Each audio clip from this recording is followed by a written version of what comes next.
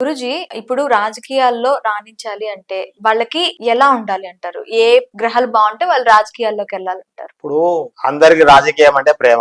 నాకు కూడా ఉంది పోవాలని. పోతున్నారా మరి? పోయాము, చేసాము. ఇప్పుడు రిజర్వేషన్ లేదంటే వదిలేసినాం. ఓకే. రిజర్వేషన్ అంటే ఇప్పుడు కూడా మేము లైన్ లోనే ఉంటుంది. అంటే మొన్నటి వరకు మా భార్య చేసింది, నేను చేసిన. అయితే రాజకీయంలో పోవాలంటే మన చేతిలో రేఖలు బాగుండాలి, ఆ టయానికి గ్రహాలు బాగుండాలి. ఆ యోగం ఉంటేనే మనం రాజకీయంలో పోయిస్తాం. కొంతమంది రాజకీయాల్లో ఎప్పుడో సందో తిరుగుతుంటారు, కానీ ఏముండదు, మనకి పేరు ఉండదు, ఏముండదు, కానీ తిరుగుతుంటారు. ఉన్న డబ్బు అయిపోతుంది, ఆస్తులు అయిపోతాయి, అన్ని. అయితే అసలు మనకు రాజకీయంలో రాణించాలంటే ఫస్ట్ సూర్యగ్రహం బాగుండాలి. సూర్యగ్రహం బాగుండాలి, శనిగ్రహం ఎఫెక్ట్ ఉండొద్దు, గురుడు హై లెవెల్ ఉండాలి, రావు గ్రహం కూడా మంచిగా ఉండాలి. ఈ 4 గ్రహాలు బాగుంటేనే మనం రాజకీయాల్లో రాణిస్తాం. అయితే నా చేయి చూసి చెప్పండి, నేను రాజకీయాల్లో రాణిస్తానా రానా?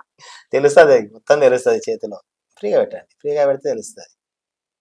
మీరు ఇప్పుడు హైదరాబాద్ ఎలక్షన్లు వస్తే అలా నిలబడితే కౌన్సిల్ అది ఉంటారు కదా, కార్పొరేటర్ ఏదో అది అవుతారు. అంటే ఆ స్థాయి ఉంది మీకు. మేయర్ గారు కానీ కార్పొరేటర్ స్థానం దాకా ఉంది. అంటే సర్పంచ్, మేయర్, అదే కౌన్సిలర్, ఆ స్థాయి ఉంది మీకు.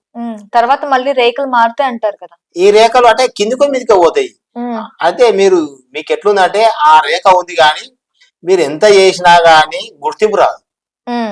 అంటే మీరు మీ ఇంట్లో ఉండనుకోండి, పొద్దుదాకా పని చేసే సాయంత్రం ఎంత తిడుతుంది, లేదా మ్యాన్ ఏం చేసేవాళ్ళు అంటే ఫీలింగ్ అన్నట్టు, ఇట్లా మాట అనేస్తారు.